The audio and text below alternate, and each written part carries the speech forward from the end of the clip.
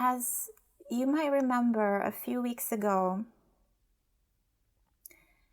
we explored the topic of letting go. And one thing we shared that evening was that letting go is closely related to grief. And at the end of that community meeting, a few of you were actually noticing that you were not ready to let go of some things. And we had talked about this relationship then, that sometimes there needs to be a process of grief before we are able to let go. What I intend to do in the next, let's say 10 minutes or so, is I want to talk a little bit about grief, like what that is and what it could be looking like right now, and why this meditation is so helpful, and then how to do this meditation. And now we're going to do the meditation. So, defining grief, I would actually like to start this by reading a poem from this book.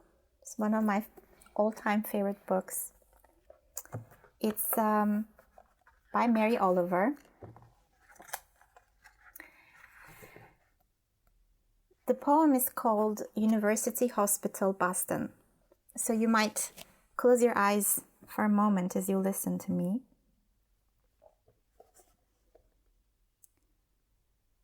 The trees on the hospital lawn are lush and thriving. They too are getting the best of care, like you and the anonymous many, in the clean rooms high above the city, where day and night the doctors keep arriving, where intricate machines chart with cool devotion the murmur of the blood, the slow patching up of bone, the despair of the mind. When I come to visit and we walk out into the light of a summer day, we sit under the trees. Buckies, a sycamore, and one black walnut brooding high over a hedge of lilacs, as old as the red brick building behind them, the original hospital built before the Civil War. We sit on the lawn together, holding hands while you tell me you are better. How many young men, I wonder, came here, wheeled on cots of the slow trains from the red and hideous battlefields, to lie all summer in the small and stuffy chambers while doctors did what they could, longing for tools still unimagined, medicines still unfound, wisdoms still unguessed at, and how many died staring at the leaves of the trees, blind to the terrible effort around them to keep them alive. I look into your eyes, which are sometimes green and sometimes gray, and sometimes full of humor, but often not, and tell myself, you are better, because my life without you would be a place of parched and broken trees. Later, walking the corridors down to the street, I turn and step inside an empty room. Yesterday, someone was here with a gasping face. Now the bed is made all new. The machines have been rolled away. The silence continues, deep and neutral, as I stand there, loving you.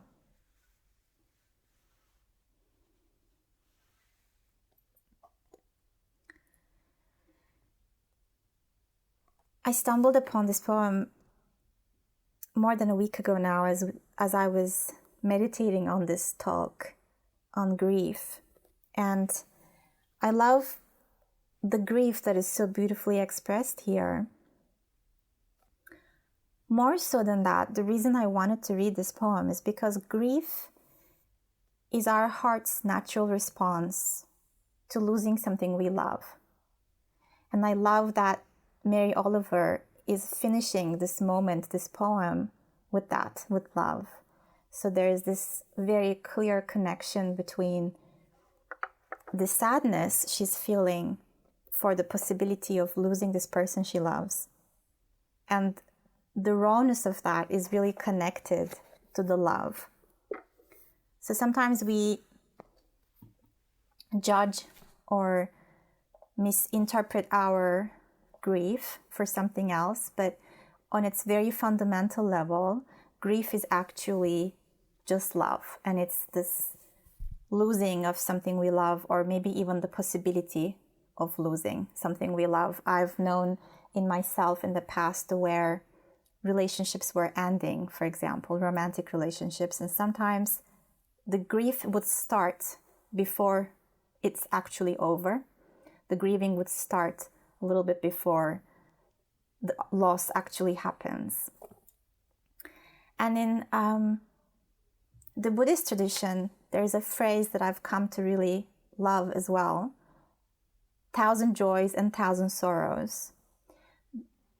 Teachers refer to this when they are just trying to picture or just trying to illustrate how life is full of 1,000 joys and 1,000 sorrows. And I think this was really apparent in our sharing tonight, when we were all sharing how we have been doing. There has been 1,000 joys and 1,000 sorrows in the collective of what we all shared.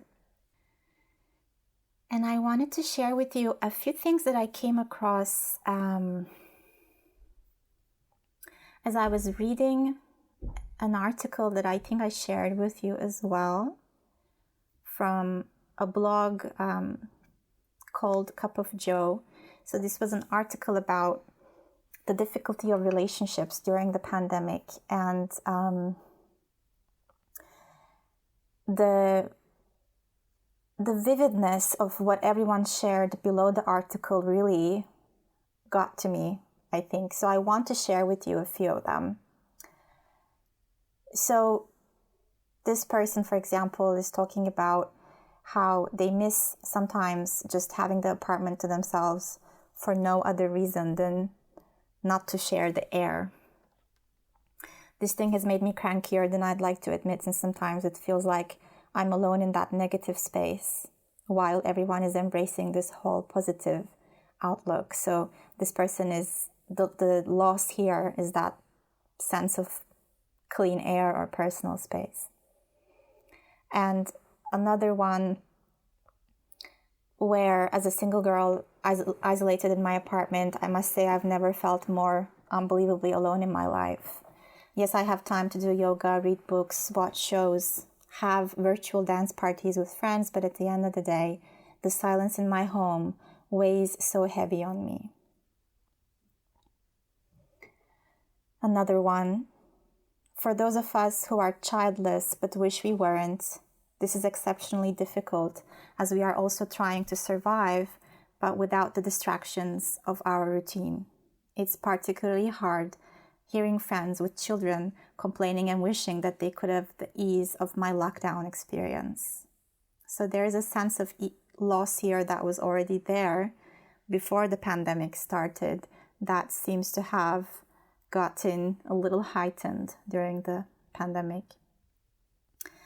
And this one, Josephine, who says, our daughter is a young adult with autism and her world has turned upside down. Routine was the glue that held her days together, and that literally vanished in a day.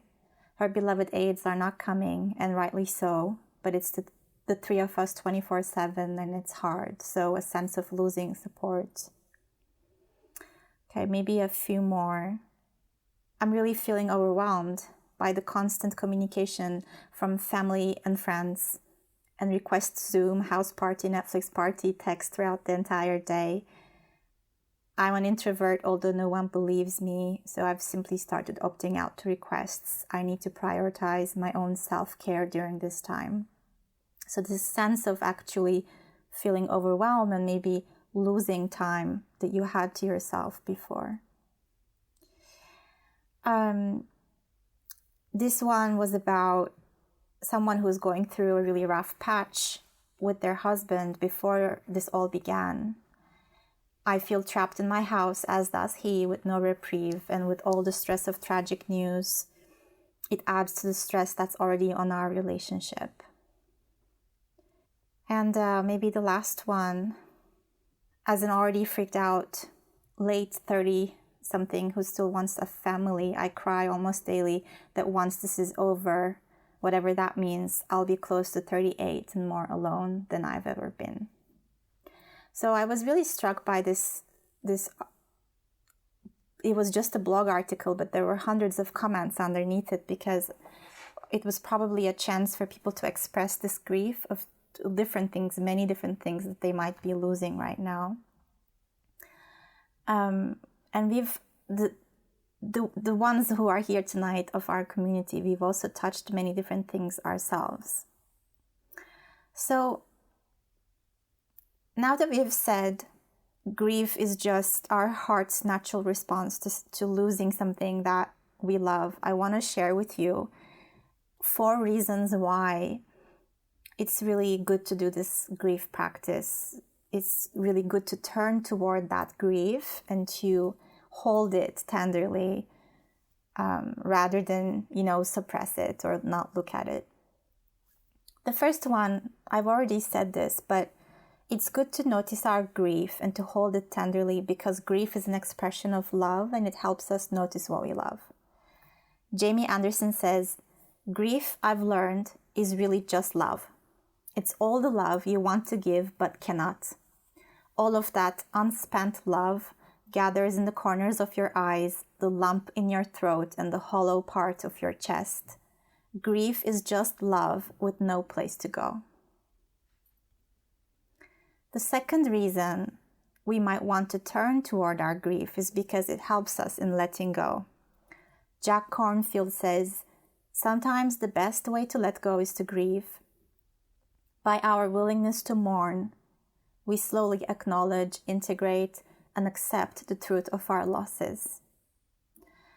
And if you think back to 2 weeks ago when we had that community meeting on letting go, and there were these little inklings of things that you were not feeling you were ready to let go of, you might, as you listen to me talk right now, you might gently explore on the back of your mind if there was some grief there, if you could sense that there was a sense of sadness. And Jack Kornfield shares this quote by Ghalib that I really love. It's beautiful. He says, "When after heavy rain, the storm clouds disperse, is it not that they've wept themselves clear to the end?" And I think this is what Karan was talking about earlier too, when she was talking about that release that comes with just crying sometimes. And so you might have had that experience when you were really sad and you just really cried and you've let it go. And there was an end to that, or there was a sense of release after that. So grieving or actively grieving can help us with that release.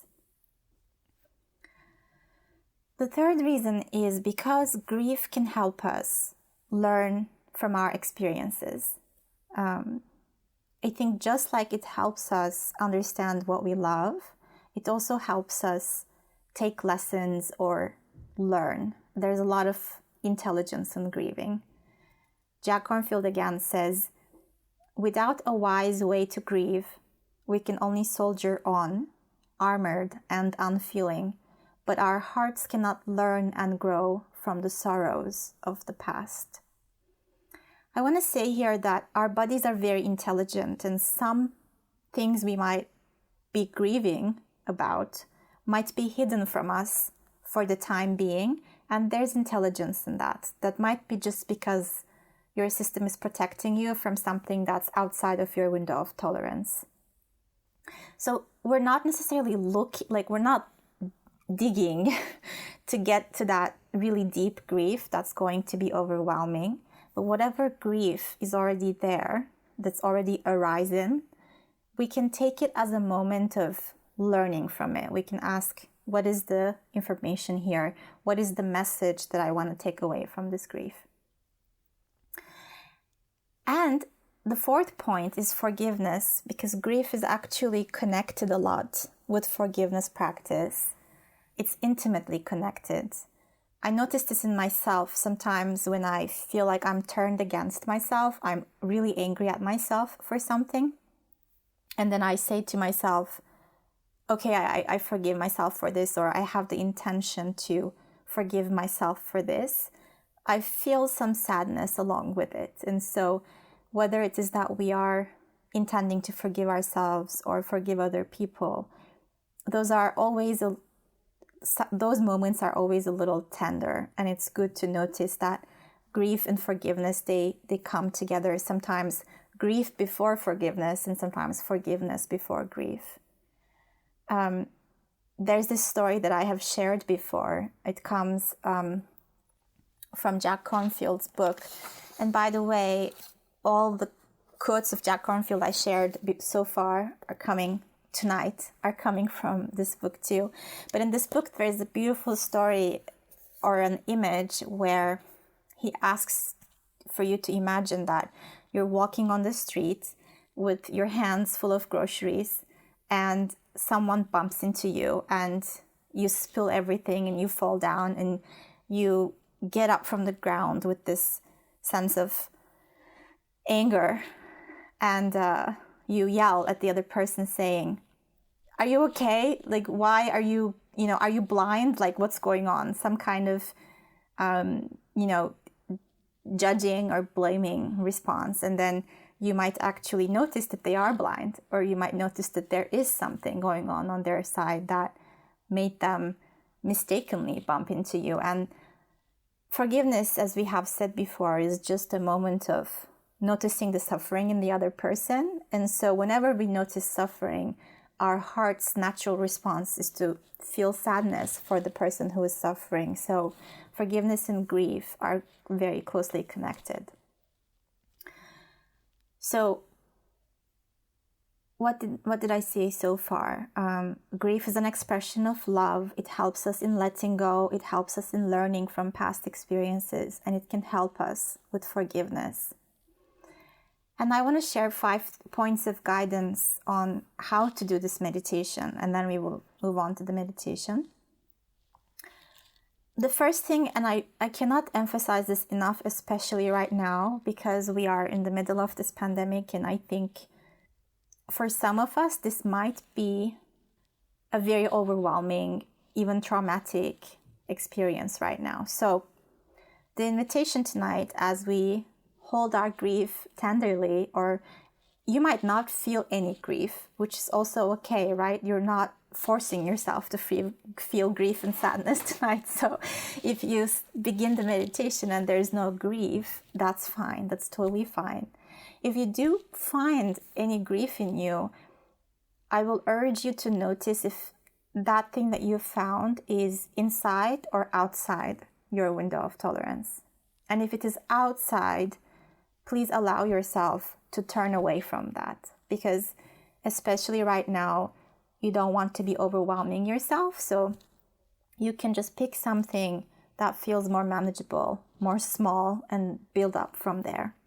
Because as you remember, the window of tolerance is not stable. It expands over time. So we just want to give it a bit of time for it to do that.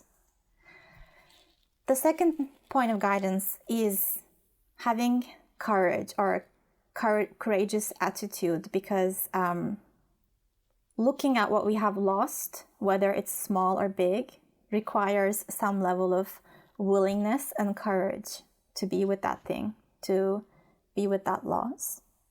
And the third point of guidance is trusting that our hearts, our minds, our bodies, and our presence, our group presence, can hold what is coming up. And the fourth point of guidance is to be very tender with it. And for that, I actually wanted to do something with you. I'm wondering if you can, just in your environment, find something in the current, it might not be your apartment, but wherever you are, just take a minute, go get something and bring it back if you can. If it's big and you cannot bring it back, that's okay. But find a treasured object. It can be your cat, it can be a flower that you're caring for, it can be a stone, but something dear to your heart. Okay, I'll give us a minute. I'll go ahead and do the same as well. So just take a minute to find something that is really treasured to you. Okay. Now, if you want, you can show what your treasured object is, and then eventually just either put it in your hand or just stare at it with soft eyes for just a minute here. And if you don't have it with you, you can also just meditate on the image of it. And if it helps you, you can close your eyes. You can bring a kind attention to how it feels to touch this treasured object, this thing that you really care about. And you might reflect for a moment here on the importance of this thing for you, or the significance, the meaning. And you might notice in your heart this beautiful inclination to hold it with tenderness, with care, with love.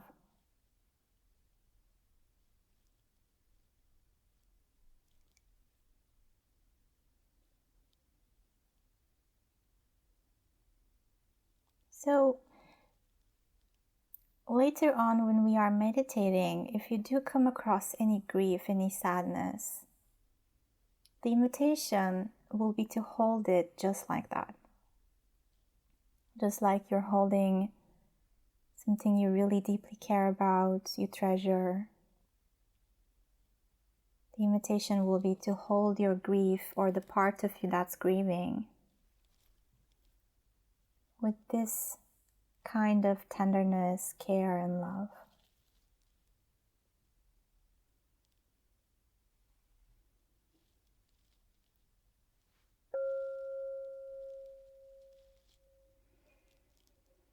Tara Brach, I was listening to her the other day, and she was talking about washing the grief with love. So just letting waves or oceans of love come and wash over the sadness. The last point of guidance is to notice the body. I just want to remind you to notice your eyes, your facial expressions, especially your throat, your chest, your belly. There could be a lot of sensation in those parts of the body. There can be sensations all over the body. And also to notice your postures if this sadness comes up, what is the posture of your body? So, to summarize, please pay a lot of attention to your window of tolerance. Tap into courage, tap into trust, and tap into this tenderness that we want to have when we are holding this sadness, as well as noticing the body. So let's do our meditation. It will take, I think, about 10 or 15 minutes. I want to give you a moment to stretch or tend to your needs if you need to before we start the meditation. And you might sense which posture will most support you right now.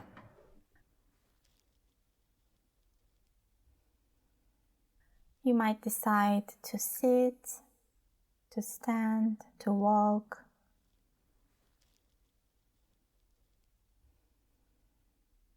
And when you are ready, you can close your eyes or lower your gaze.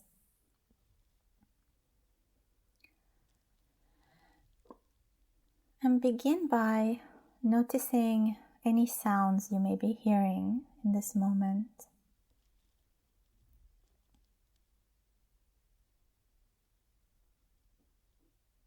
If there is no sound, noticing that.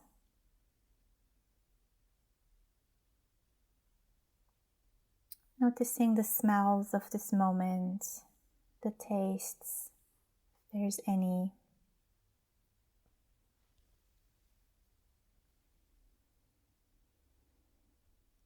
Maybe visualizing where you are or the group of people you are with right now.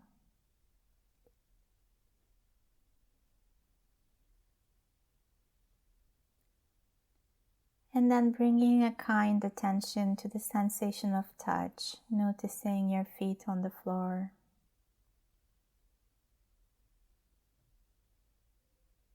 Noticing where your body is touching your chair or the floor.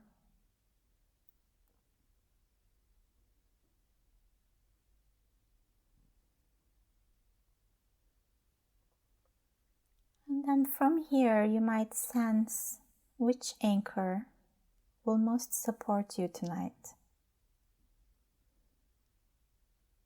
You might choose to anchor on your body as a whole, or your hands, or the sounds, or your breath.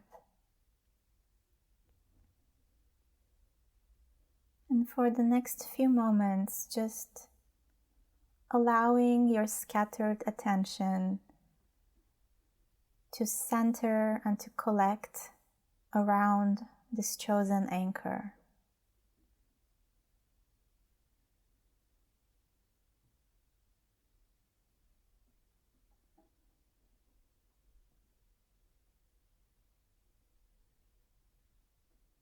Anything that comes up, letting it be there. And then eventually, with gentleness, bringing your attention back to your chosen anchor.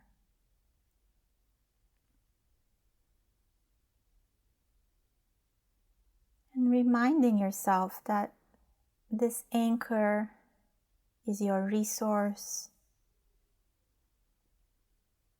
It's your place of refuge.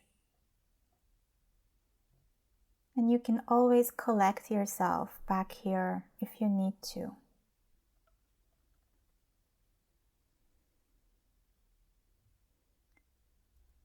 And you might strengthen the sense of centeredness and presence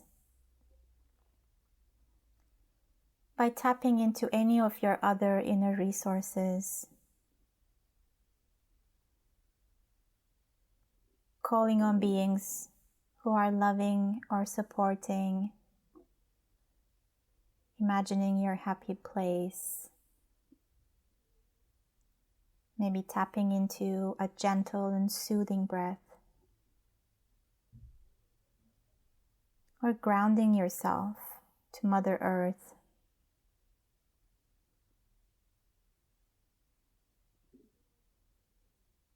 Just feeling yourself supported and loved in the presence of your body, of your anchor, and your inner resources.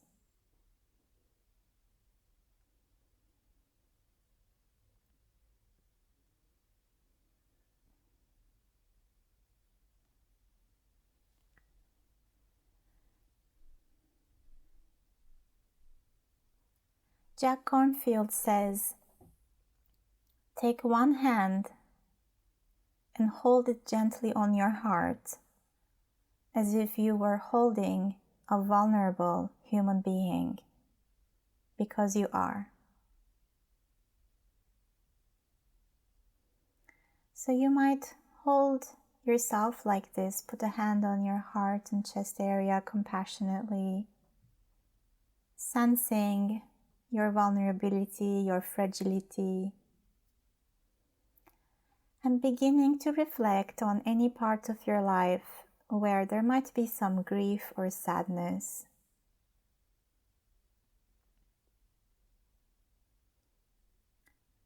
Starting small, noticing your window of tolerance. And if you come across any grief that feels like it's more than a 5 or 6 on the scale from 1 to 10, allowing yourself to turn away from that for the moment. And then continuing to scan for some sadness or loss that may be there that feels manageable.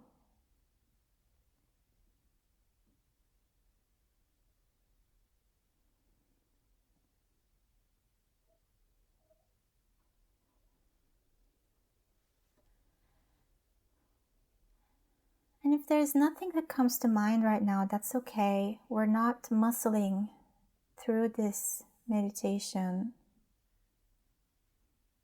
So if there's no sense of grief or sadness that's coming up, you might just choose to maintain your attention on your anchor.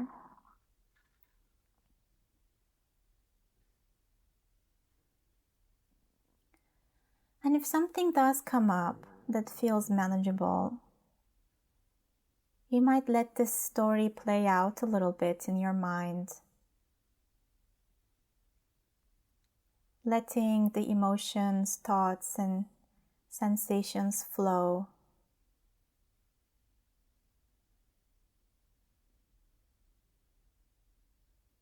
Gently following them,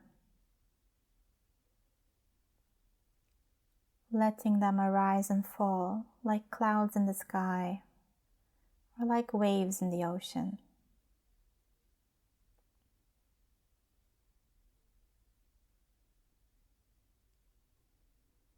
Making up some space, remembering that you are the ocean or you are the sky. You're not the waves and you're not the clouds.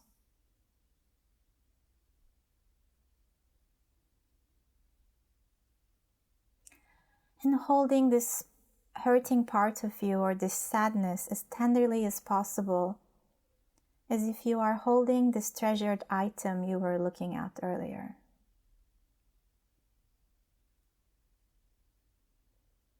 So really taking your time with it, letting it unfold slowly with no rush and no judgment.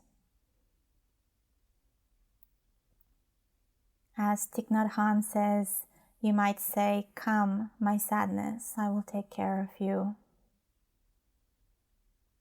And in this way, you might embrace this sadness.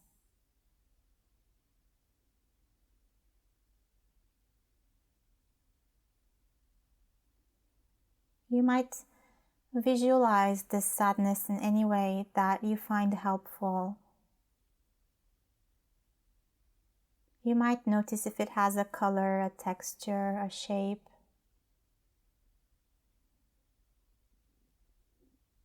You might visualize a friendly gesture like giving the sadness a cup of tea, or letting it take a seat next to you on a bench on a calm day in the park under a big blue, vast, open sky.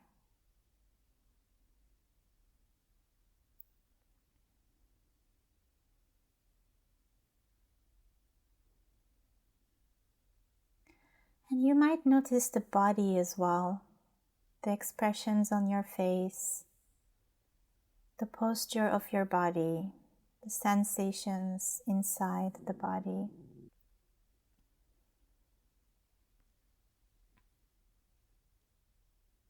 You might notice if they are changing and moving.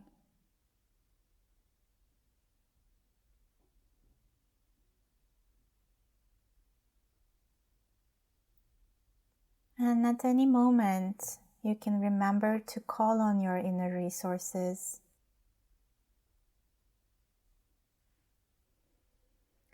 You can sense your feet on the ground. You can call on to other beings that are loving and supporting.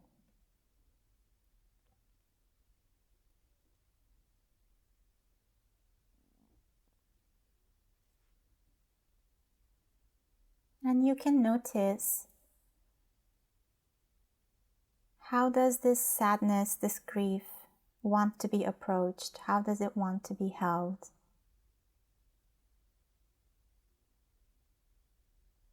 And if it has a message for you that you'd like to remember.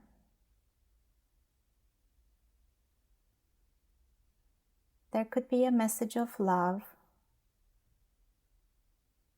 This grief could be pointing at something that's really dear to you. There could be something you'd like to learn from this emotion.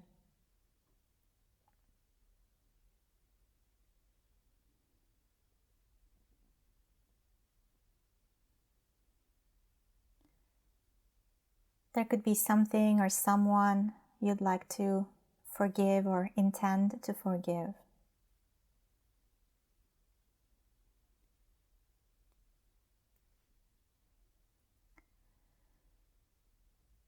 So not holding on to anything and allowing yourself to move through this emotion kindly, compassionately, and letting things go as they are ready to be let go of. Making space for anything that remains and letting go of anything that wants to be let go of. Trusting this unfolding. Trusting what can go and what stays.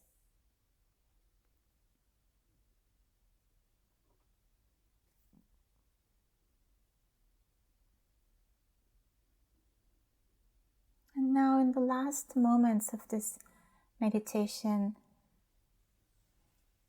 you might let go of doing any meditation, of doing any practice, and just allow yourself to be. You might relax, notice your body, and observe your quality of presence in these moments.